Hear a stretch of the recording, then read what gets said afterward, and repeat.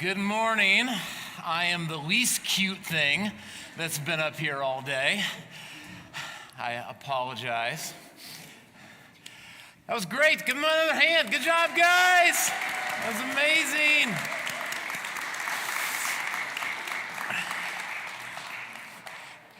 Actually, really, this isn't what we're talking about today, but I love it because yesterday kids rehearsed and it's just like chaos and so much of like what I want and maybe like what you thrive for at Christmas is just like, I don't know, I love order and things to be together, and like Christmas is chaos, and like it is a story about kids and teenagers and just mess, and like that's like what Christmas was, that's what Christmas is, and I think the more that we can like walk into that, the better we actually are to like feeling what it's like. And when we try to make it too beautiful and too manicured, that's just a misnomer. That's like what it's become, and I think we need to recapture what it's been.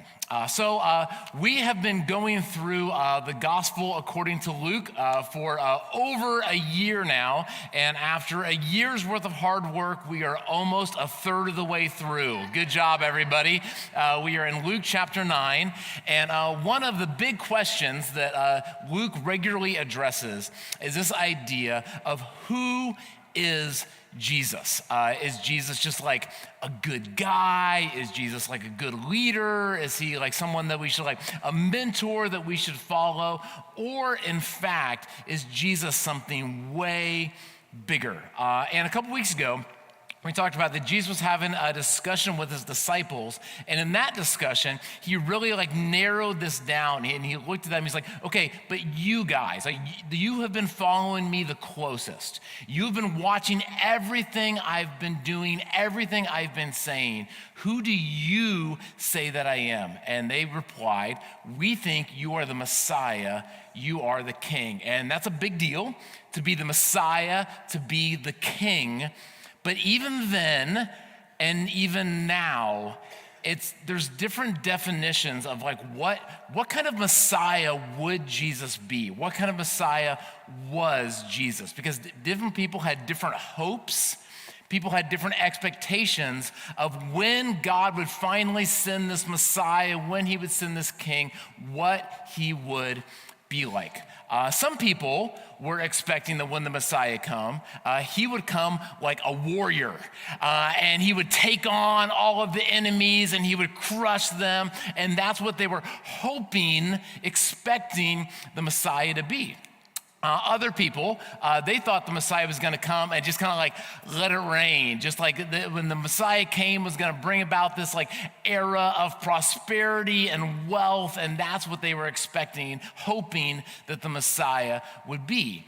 Some people thought the Messiah was going to come as kind of like a political leader, and that he was going to like run a campaign, and then it was going to kind of like run this whole new like politic, top-down structure, and that's who the Messiah was going to be. And pretty much everybody had this idea that when the Messiah comes, that he's going to be this like strong, mighty, white. That is who Jesus is going to be. And the problem with that was Jesus. Because Jesus kept coming in and like kind of blowing up their hopes and expectations by saying things like, I want you to love your enemies. Which for the people that were expecting this warrior God, like what do we do with that? And he would say things like, the Son of God must suffer and be rejected and be killed. And like nobody had that on their bingo card. No one was expecting that that's who the Messiah was going to be, was he was going to be put down. There's an old leadership axiom that's called, leadership is about disappointing people at the rate that they can tolerate. And so much of what you see, the story of Jesus, that's what Jesus was doing with his disciples, with the political leaders, is they all had these expectations, hopes, and Jesus is regularly just like dashing them and like breaking what they were hoping, expecting would be, and instead saying that, yes, I'm going to come as Messiah. Yes, I am here as king, but I am so much of a different king than what you were expecting, than what you were hoping for. So that's kind of the setup to where we're at in Luke chapter 9 today.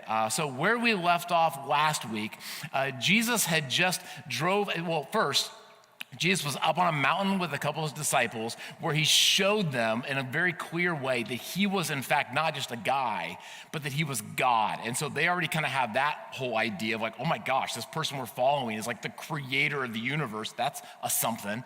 And then they walked down the mountain, and then Jesus cast this demon out of this guy. And so Jesus rebuked the impure spirit, healed the boy, and gave him back to his father. And they were all amazed at the greatness of God. So you have all these people that are looking at Jesus like, wow, he's gonna be it.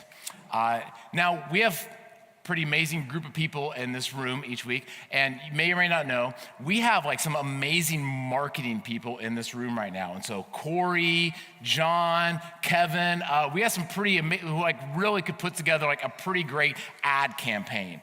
And what most good marketers would tell you is that if you have a moment like this, like all these people just watch Jesus cast out this demon, they're all amazed. They're like, okay, now's the time, okay?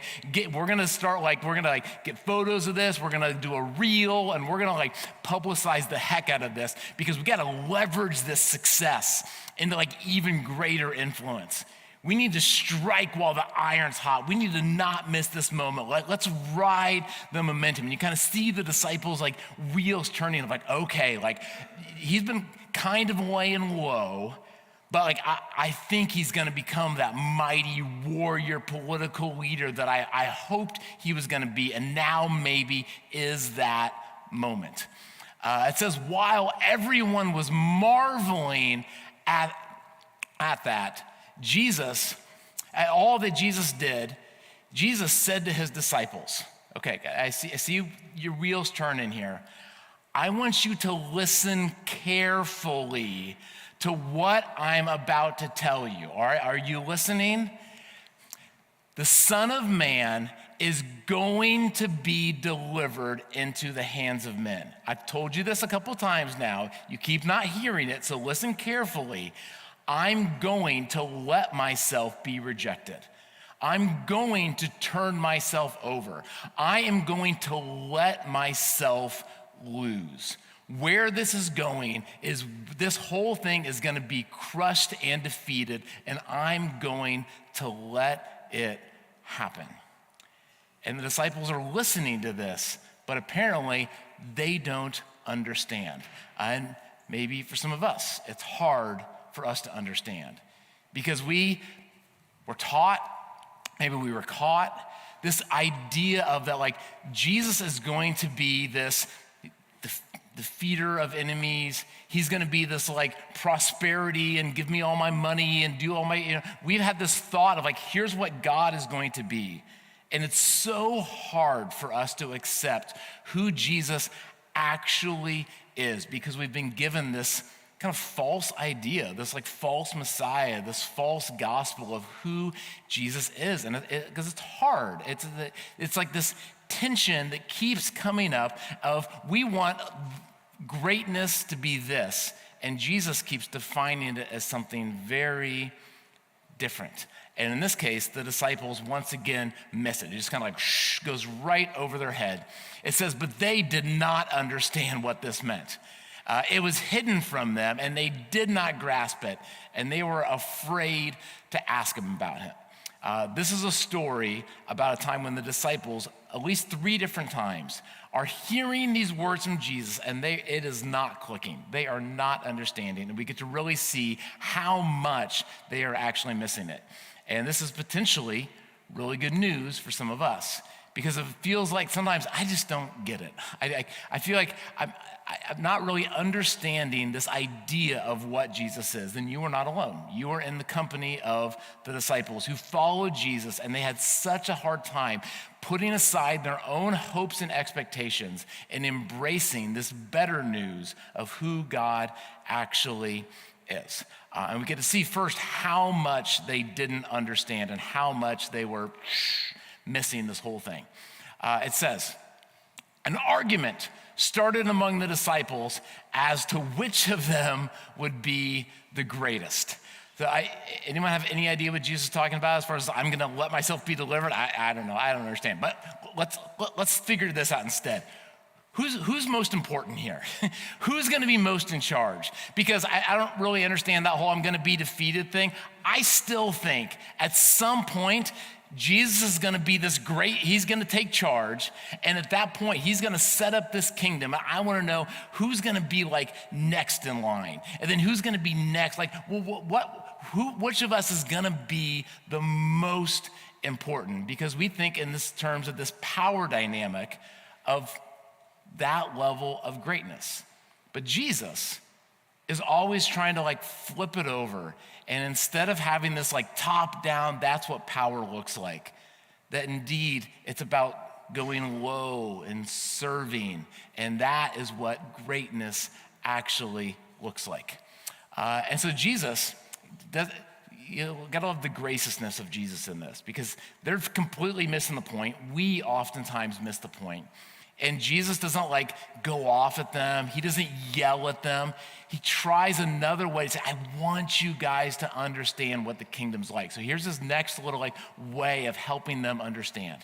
So Jesus, knowing their thoughts, said, let's try this. Maybe this will help you understand it. He took a little child and he had them stand beside him, the child, and then he said to them, whoever welcomes this little child in my name welcomes me. And whoever welcomes me welcomes the one who sent me. For it is the one who is the least among you who is the greatest. And I love a ton of things about this.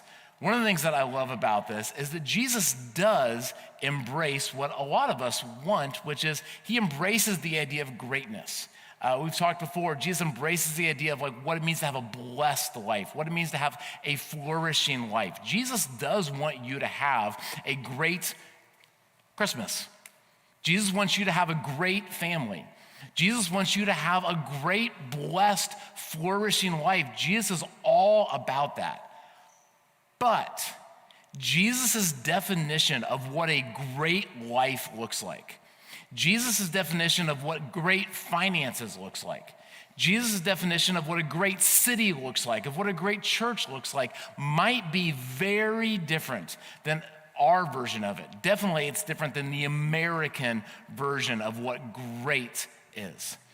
One of my favorite books is a book called The Life You've Always Wanted by a guy named John Ortberg. And he talks about the idea that like all of us have a life that we want to live. And how do we get to that great, blessed, flourishing life? And here's what he writes. He says, ironically, becoming this person will never happen if my primary focus is on me. God made you to flourish, but flourishing never happens by looking out for number one. It is tied to a grander and nobler vision. The truth is, those who flourish always bring blessing to others, and they can do so in the most unexpected and humble circumstances. And so, if you want to have a great life, let's just look at the next couple weeks, because we're like in the middle of this Christmas craziness. And a lot of us know have these hopes of what we want Christmas to be. We want these great little moments. And so if you want a great life, if you want a great Christmas, what should you do according to Jesus? If you're gonna take Jesus really seriously, well, according to Jesus, you should welcome little kids. If you want to really have a great Christmas, you should find some kids and really try to like get on their level. And this probably means some different things for different ones of us. I know for me, this kind of hits hard as a parent. I have two kids. One of my kids was up here. He was a camel, did a great job. And I know that I can get caught. I'm a doer. I want to get things done. And I can easily come into this season with like a list of all kinds of things that I want to get done because I think that those things are going to make a great Christmas. If we can get the house to look like this, if we can get our travel plans, if we can make sure financially, if we can get this food made, and I can get so busy accomplishing all of these things. When what my kids, a lot of times, especially my son, wants most is just for me to like sit down and play Hot Wheel cars with them for a couple hours. But that's hard because if I sit down and do that, then I might not accomplish some things that I think are actually going to make the holiday great. And maybe for some of us to have a great holiday season, we need to let some of the to-dos, we need to let some of the we could do things slide by so that we can actually spend more time. There's an axiom I saw once that said we need more presence instead of presence, NCE instead of NTS. We need more time with people. For others of you, you're like, well, I don't have kids. We have good news for you. We have kids that you could spend time with. And this is a huge deal. So every Sunday we come together and adults meet in here and kids go down there. And it can feel sometimes like, okay, the important thing is happening here because I need to come to church, I need to learn, I need to focus, and like church is kind of for me and what I'm going to get out of it. And because we don't want kids distracting us, we're gonna send kids down to kind of be babysat. That's not the reason why we do kids ministry. We understand that different people learn on different levels, and so we wanna make sure that kids are learning at the level that they want to. But perhaps one of the greatest things that you could do for yourself, one of the greatest things you could do if you want to better encounter God is to start spending time with our kids. Some of you need to volunteer to regularly start working with our kids. And it's a sacrifice, it will cost you, it might be uncomfortable, and that going low and serving is exactly the idea of what it looks like to follow Jesus. And if you want to do that, by the way, on your on your chair, there's a Connect card. And if some of you are interested just to find out what that would look like to serve with our nursery kids, our preschool kids, our elementary kids, our middle school kids, our high school kids, just mark that, and we would love to at least have a conversation with you, and that could be a really great thing. Next, and so this is, again, a story about how, in this case, the disciples, Jesus is trying to help them understand what he is about, what kind of a king he will be, and they keep missing the point. They are not understanding. First one's the kid. Jesus tries to show them that. They're like, okay, they still really don't get it, obviously, because here's what happens next. Said, Master, said John, we saw someone driving out demons in your name, and we tried to stop him because he is not one of us. And so they see this guy driving demons, and the disciples are kind of angry about it. And they're like, geez, we told this guy to stop. We don't want him doing that. And so what's going on here? I think at least two different things going on. One, there's something in the disciples, and there's something in all of us that if someone is not part of our group, there's a part of us that wants to naturally disagree with them just because they're not a part of our little family. I read a study a little bit ago. It was talking about these interviews that they did with people, and they were asking people if they supported different policies. And so they started with like really good policies. Like, do you agree with the policy that we should fill in potholes? And like almost everyone was like, oh, of course we do, Do you believe that we should have, ice cream available in stores? Yes, everyone kind of like agrees with this. And then they would change it just a little bit. And they would ask, do you agree with the Democrat plan to fill potholes? And all of a sudden, there was a whole group of people that disagreed. Or they say, do you agree with the Republican plan to give everybody ice cream? And all of a sudden, there was a whole lot of people who didn't agree. And then they would do some negative things, like, do you agree with the plan that we should get rid of all principals and teachers in schools and let just the kids run it themselves? They're like, no, that's a terrible idea. And they're like, but do you agree with the Republican idea that we should get rid of all principals? Or do you agree with the Democrat idea that we should get rid of all the teachers?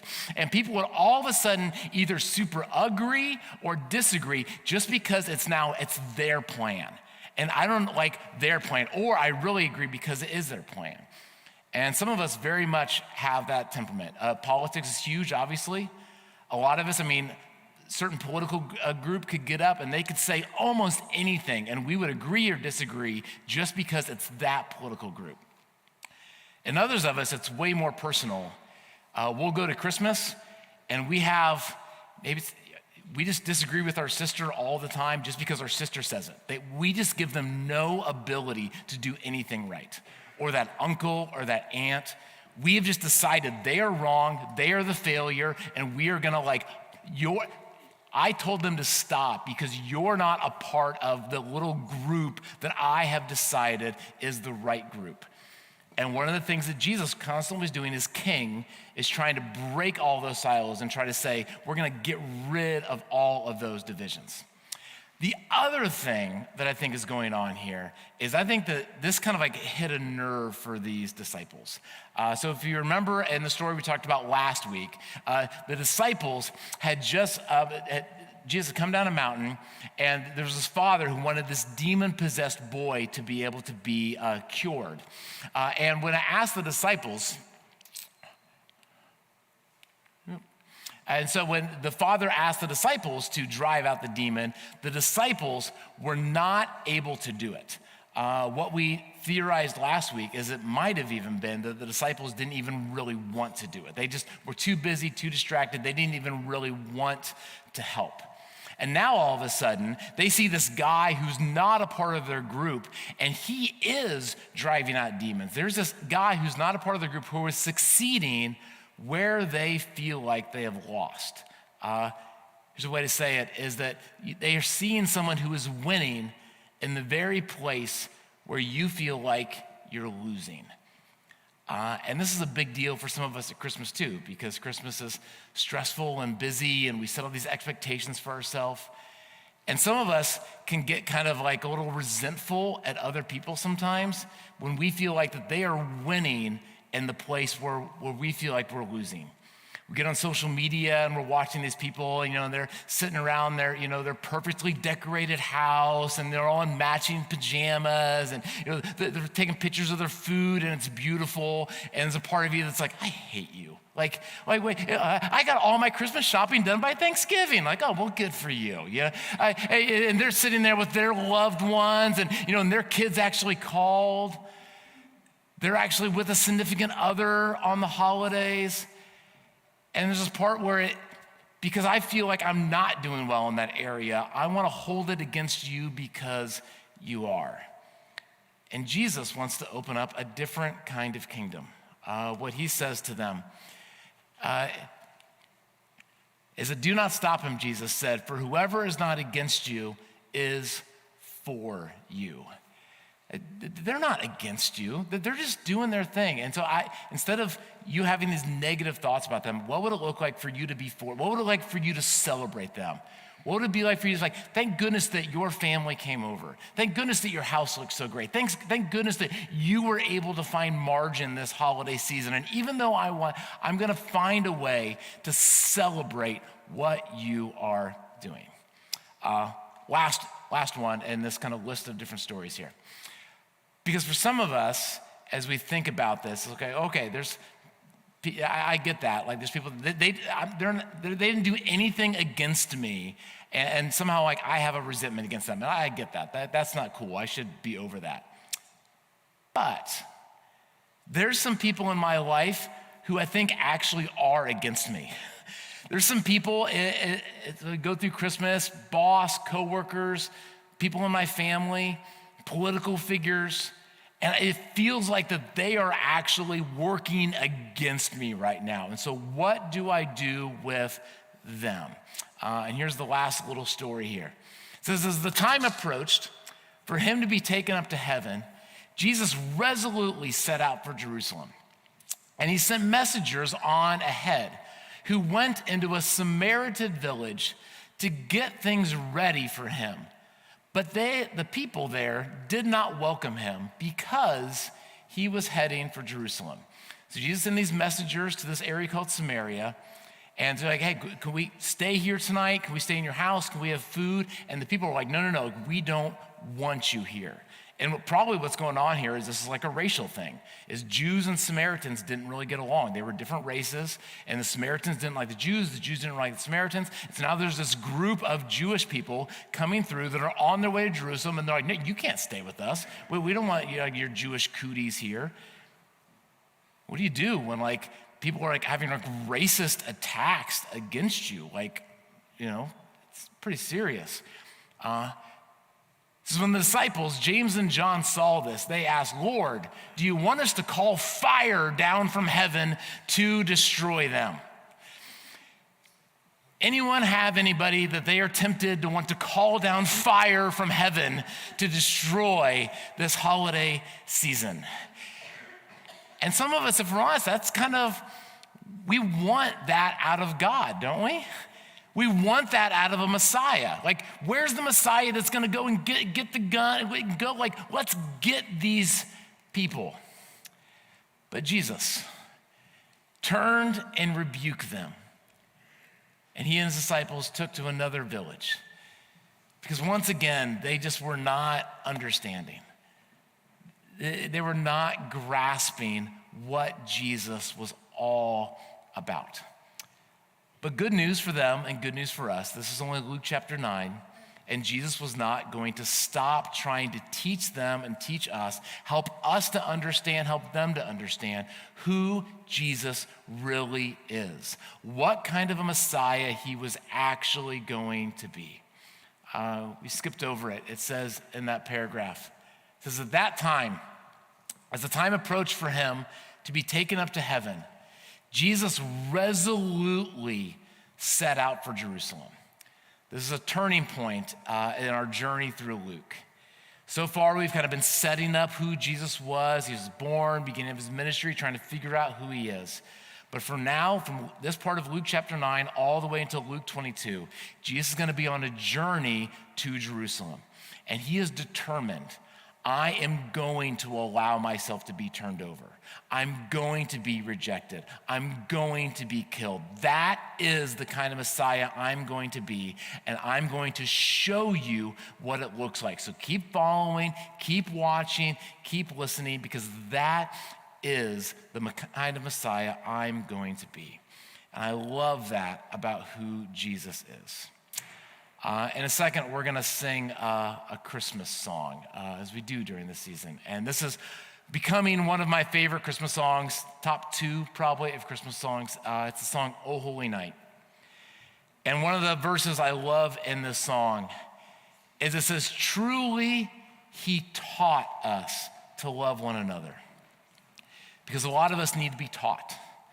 This goes against what our natural inclination is of maybe what we want and hope God is going to be.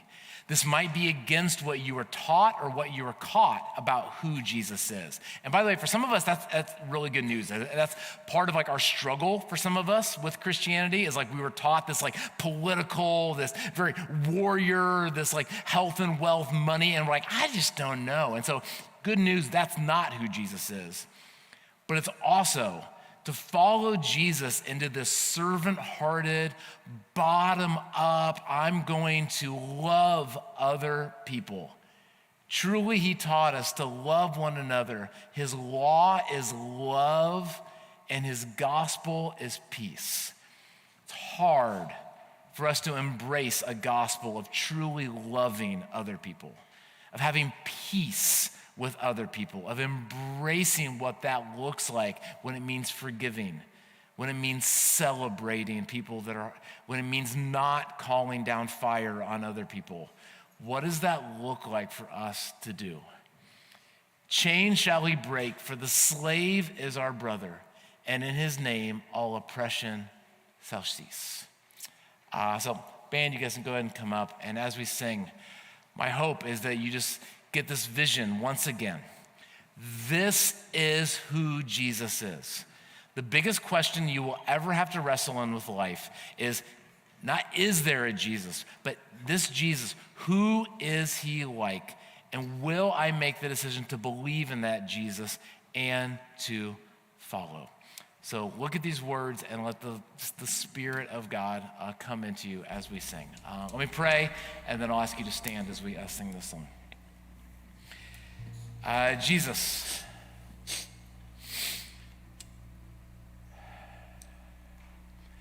help us to embrace who you are.